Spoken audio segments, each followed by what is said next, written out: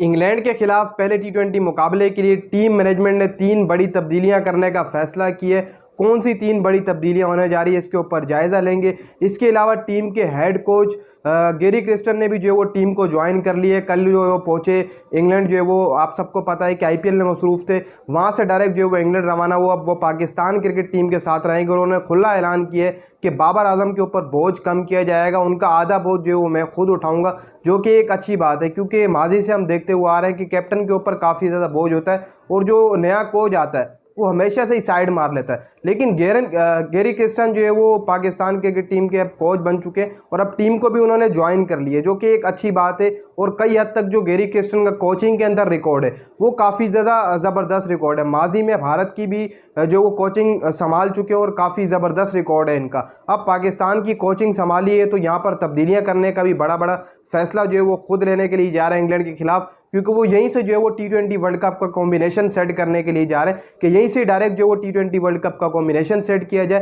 क्योंकि बार बार तब्दीलियां करने से कई हद तक कॉम्बिनेशन बिगड़ सकता है। अब ये आखिरी तब्दीलियां जो होने जा रही हैं प्लेइंग एक्सआई के अंदर, उसके ऊपर हत्ती मुशावरत जो है वो गैरी क्रिस्टन, इसके अलावा बाबर आजम बैठ कर करेंगे कि टी20 वर्ल्ड कप से पहले पहले हमें एक अच्छी प्लेइंग एक्सआई तैयार करनी है, वो भी इंग्लैंड के खिलाफ, क्योंकि पाकिस्तान ने अभी तक इंग्लैंड के खिलाफ कभी सीरीज जीते नहीं है साल सन 2006 के बाद। उससे पहले शायद जीती हो, लेकिन अभी तक 6 के बाद पाकिस्तान ने टी20 सीरीज नहीं जीती और इंग्लैंड में जाकर इंग्लैंड को हराना कई हद तक फ़ायदेमंद भी हो सकता है। आपको टी20 वर्ल्ड कप में काफ़ी ज़्यादा जो है वो मददगार साबित मिल सकता है कि अगर आप इंग्लैंड को हरा देते हैं। इंग्लैंड में जाकर जो 4 टी20 मुकाबले 22 मई से जो है वो पहला टी20 मुकाबला खेला जाना है। कल नहीं परसों जो है वो आपको पहला टी20 मुकाबला जो वो देखने को मिलेगा लीड्स के मकाम के ऊपर, जहाँ पर पाकिस्तान क्रिकेट टीम अपना प्रैक्टिस सेशन जो है वो कर रही है और क्लाउड्स भी जो है वो हमें दिखाई दे रहे हैं। क्या पता रनिंग चांसेस जो है वो देखने को मिले। इसके अलावा बात कर लेते हैं प्लेइंग एक्सआई में कौन सी जो बड़ी तब्दीलियां होने जा रही हैं। गैरी क्रिस्टन किस चीज़ के ऊपर जो वो जोर देने के लिए जा रहे हैं। सबसे पहले सैम अयूब, जिनको आयरलैंड के खिलाफ तीनों टी20 मुकाबलों में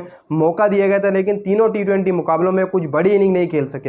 हालांकि पहले टी20 मुकाबले में 47 रन की बड़ी धुआंधार इनिंग खेली, दूसरे टी20 मुकाबले में भी कुछ नहीं कर पाए, तीसरे टी20 मुकाबले के अंदर भी वो कुछ नहीं कर पाए। हालांकि गलत शॉट मारते हुए हमें सैम अयूब वहां पर आउट होते हुए दिखाई दे, वो हमेशा गलत शॉट पर ही आउट हो रहे। शर्जील खान भी एज अ टिप ऐसे थे, अगर उनको बीच में थोड़ा सा बाउंस दिया जाए तो वो कैच चढ़ा दिया करते थे एज अ टाइप। आप देख रहे हैं सैम अयूब, तो उनका भी यही हाल है, आप उनको बीच में बॉल डालते हैं तो वो भी कैच चढ़ा देते हैं। अब यहाँ पर जो है वो सोचा जा रहा है कि सैम अयूब को जो वो ड्रॉप किया जाए। जी हाँ, सैम अयूब को इंग्लैंड के खिलाफ चारों टी20 मुकाबलों में ड्रॉप करके उनकी जगह यूएई के फॉर्मर प्लेयर उस्मान खान को जो प्लेइंग एक्सआई का हिस्सा बनाया जाए। उस्मान खान, पहली तब्दीली तो ये होगी कि उस्मान खान प्लेइंग एक्सआई में आएंगे, सैम अयूब जो है वो बाहर होते हुए दिखाई देंगे। जो दूसरी सोच यहाँ पर निगाह डाली जा रही है वो ये डाली जा रही है कि एक बार फिर से मोहम्मद रिजवान और बाबर आजम जो है वो आपको ओपन करते हुए दिखाई दे। दुनिया की सबसे सक्सेसफुल जोड़ी जो कि ओपनिंग पेयर में वो बाबर आजम और मोहम्मद रिजवान की है, दुनिया की बात कर रहा हूँ मैं, पाकिस्तान की नहीं।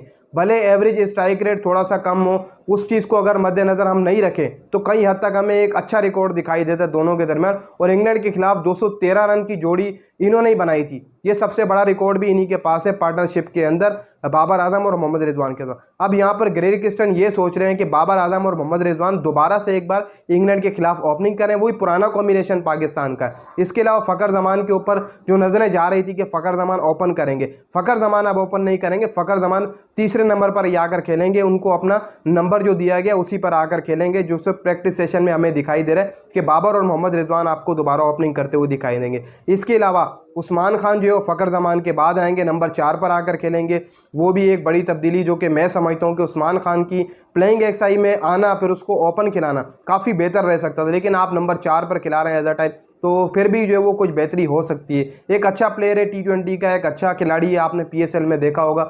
दूसरा जो है वो सक्सेसफुल बैटर रहा, जिन्होंने 450 के करीब जो है वो बाबर आजम के साथ रन बनाए। पहला बाबर आजम रहा था इस पीएसएल के सीज़न के अंदर जिन्होंने हनीफ मोहम्मद कैप पकड़ी थी, फिर दूसरा जो है वो आपका उस्मान खान रहा था जो सक्सेसफुल रहे थे। इसके अलावा आजम खान तो टॉप 20 के अंदर भी नहीं आए थे पीएसएल के अंदर एज अ टाइप, फिर भी उनको स्क्वाड में रखा गया और टी20 वर्ल्ड कप में भी रखा गया, जो कि मैं समझता हूं कि सही नहीं था, क्योंकि लास्ट जो टी20 मुकाबला था उसके अंदर जो है वो 2 टी20 मुकाबलों में आयरलैंड के खिलाफ उन्होंने परफॉर्मेंस दी तो उनको टी20 वर्ल्ड कप की सीट मिली। अगर वो आयरलैंड के खिलाफ इतना ज़बरदस्त जो है वो स्ट्राइक रेट से नहीं खेलते, 10 बॉलों पर 30 रन नहीं बनाते, तो उनका नाम भी पत्ता फारिग था कि वो टी20 वर्ल्ड कप में हो, फिर उनकी जगह मोहम्मद हारिस आते। लेकिन अब आजम खान भी टीम के साथ हैं, काफ़ी ज़बरदस्त जो बारियाँ खेल रहे हैं।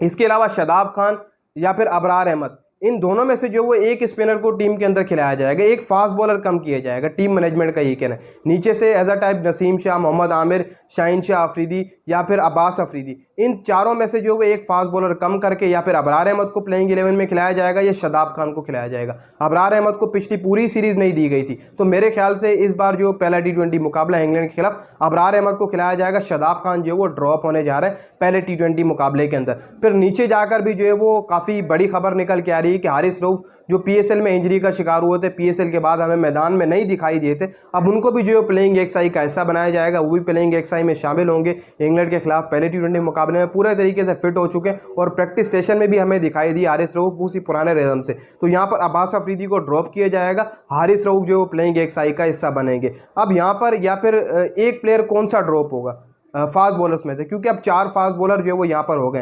मोहम्मद आमिर हो गया, शाहीन शाह अफरीदी, नसीम शाह और हारिस रऊफ हो गया। अब्बास अफरीदी को मैंने बिठा दिया, मैं हारिस को लेके आ गया। लास्ट T20 मुकाबला हसन अली को खिलाया था, हसन अली अब नहीं खेलेंगे, वो स्क्वाड से ही बाहर चलेंगे क्योंकि वो रिप्लेस में थे हारिस रऊफ की। एज अ टाइप अब यहाँ पर इन चारों में से किसी एक को बैठना पड़ेगा।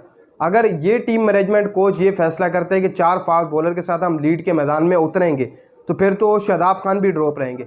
अगर ये फैसला किया जाता है कोच की तरफ से कि हम 3 फास्ट बॉलर के साथ उतरें, फिर एक जो है वो स्पिनर खिलाएं, फिर हो सकता है कि हारिस रऊफ को भी ड्रॉप किया जाए। फिर मोहम्मद आमिर, शाहीन शाह अफरीदी और नसीम शाह जो है वो नई बॉल से हैं, तीनों ज़बरदस्त बॉलिंग करके दिखाएं और चौथा जो है वो स्पिनर खिलाया जाए। अबरार अहमद को जो है प्लेइंग XI का हिस्सा बनाया जाए। इस तरीके से जो है वो कुछ प्लेइंग XI रह सकती है। अगर ऐसा ना हो पाए फिर 4 फास्ट बॉलर के साथ जो पाकिस्तान जाएगी। लेकिन T20 वर्ल्ड कप का कॉम्बिनेशन सेट करना है तो कई हद तक जो है हमें चारों T20 मुकाबलों में तब्दीलियां देखने को मिलेंगी और करनी भी चाहिए, क्योंकि अब जब आप यहाँ पर आकर तब्दीलियां करेंगे तो आपको आगे जो है वो आसानी होगी। अगर ऐसे ही चलता रहेगा बार बार कि आप जो है वो T20 वर्ल्ड कप से पहले कॉम्बिनेशन ही नहीं सेट कर पाते, तो फिर आगे T20 वर्ल्ड कप में आपको बहुत ज़्यादा जो है वो ख़राबी देखने को मिलेगी। ना मिडिल ऑर्डर में कोई चल पाएगा, ना ओपनिंग में कोई चल पाएगा, फिर सारा कॉम्बिनेशन ख़राब ही होगा। तो यहाँ से जो पाकिस्तान अपना एक तगड़ा कॉम्बिनेशन सेट करने के लिए तैयार है इंग्लैंड के खिलाफ, और सीरीज़ जीतना मेरे हिसाब से काफ़ी ज़्यादा अहम है, जो कि T20 वर्ल्ड कप में काफ़ी जो वो हमें एक तजर्बाकार भी दे सकती है। और कई हद तक हमारा जो ये स्क्वाड है,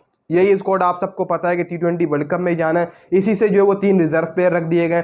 इरफान खान न्याजी को रखा गया, हसन अली को रखा गया और सलमान अली आगा को रिजर्व में रखा गया। बाकी 15 खिलाड़ी तो यही होंगे जो स्क्वाड के अंदर हमें नज़र आ रहा है इंग्लैंड के खिलाफ। तो यही जो है वो चीज़ है, इसके ऊपर मद्देनज़र रख के तैयारी करनी पड़ेगी पाकिस्तान क्रिकेट बोर्ड को। कई हद तक इसके ऊपर सोचना चाहिए। टीम मैनेजमेंट यही सोच रही है कि जब प्लेयर ही हैं तो हमें इसी के ऊपर तैयारी करनी है, और T20 वर्ल्ड कप के अंदर भी हमें इसी स्क्वाड के साथ जाना है, और यहीं से जो है वो एक अच्छी प्लेइंग XI इंग्लैंड के खिलाफ तैयार करने जा रहा है पहले T20 मुकाबले के अंदर।